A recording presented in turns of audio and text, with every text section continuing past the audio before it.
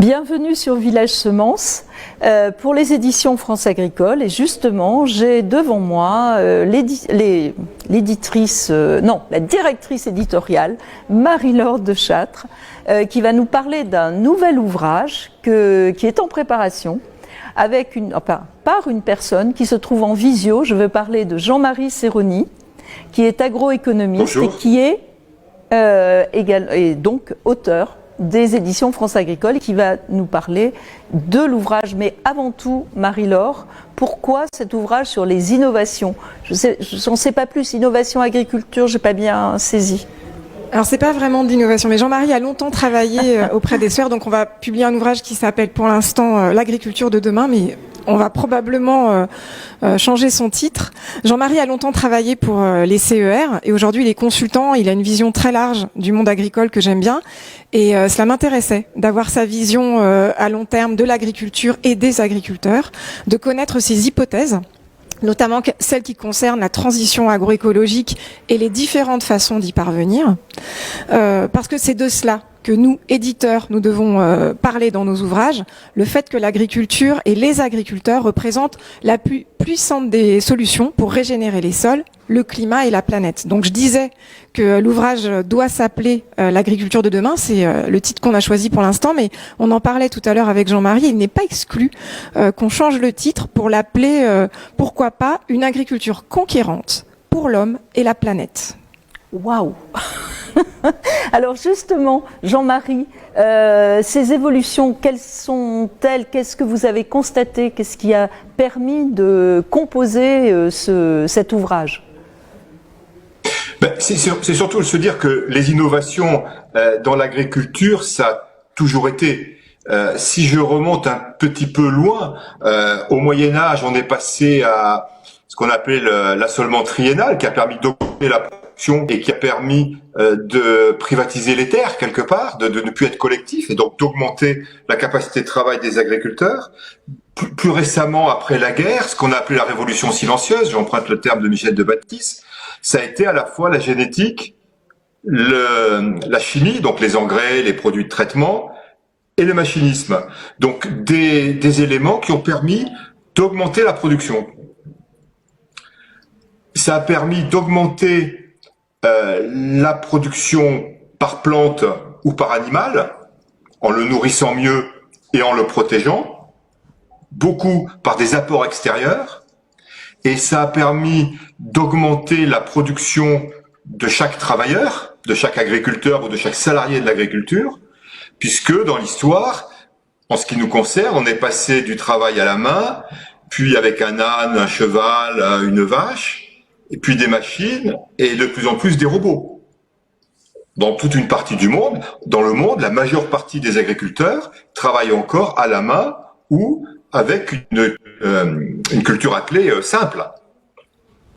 Donc c'est ça qui s'est passé jusqu'à présent. Et donc là, on passe, je crois, à une nouvelle étape.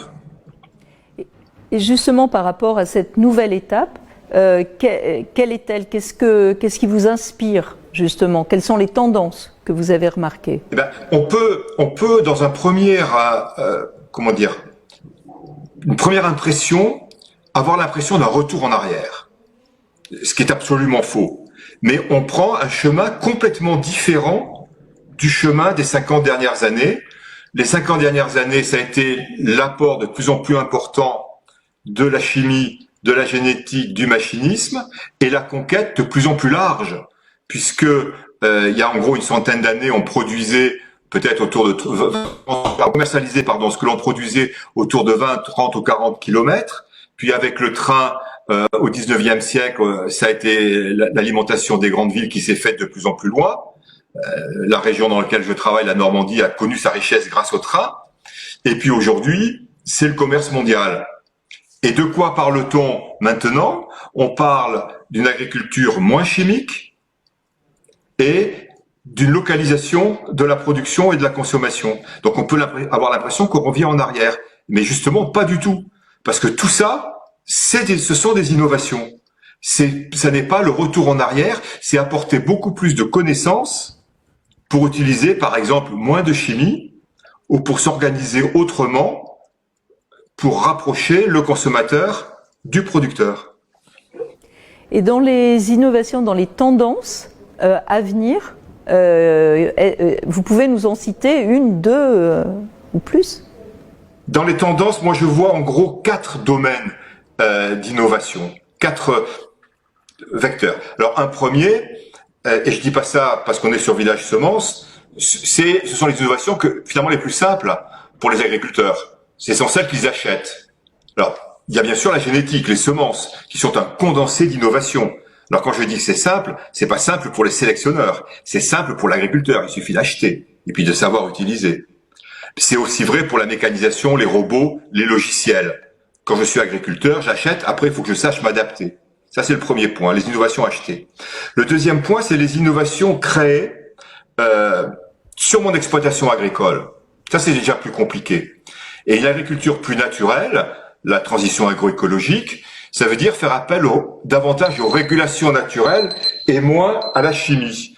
Et donc ça, c'est compliqué et ça demande beaucoup de connaissances.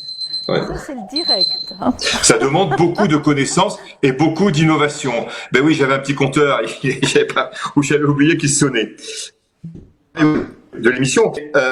Donc ça demande beaucoup d'innovation, d'accompagnement pour l'agriculteur. Et il faut être conscient qu'en faisant ces innovations, je dirais de manière un peu triviale, l'agriculteur joue son beefsteak parce qu'il change son système. Un salarié qui modifie son boulot, ça va pas changer la paye de fin de mois. Un agriculteur qui change ses techniques de production pour être moins chimique et beaucoup plus naturel, c'est beaucoup de changements, beaucoup d'innovations avec un risque financier considérable. Et le troisième point, ce sont les innovations collectives en termes d'organisation et quelque part les innovations sociales.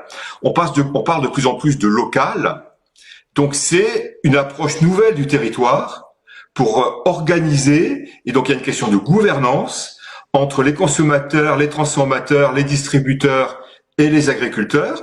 Une gouvernance dans laquelle il faut que les agriculteurs soient présents, donc il faut qu'ils l'acceptent et qu'ils innovent quelque part dans leur comportement sur leur territoire.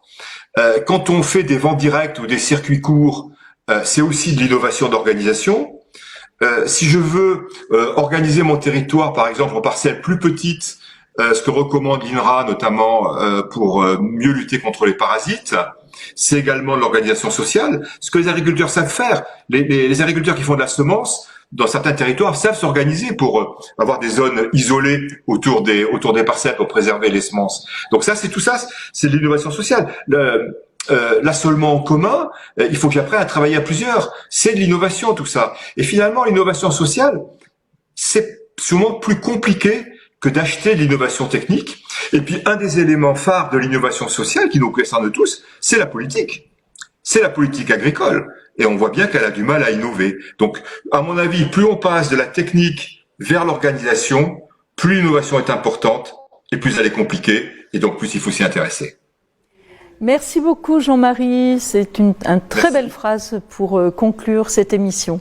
Au revoir.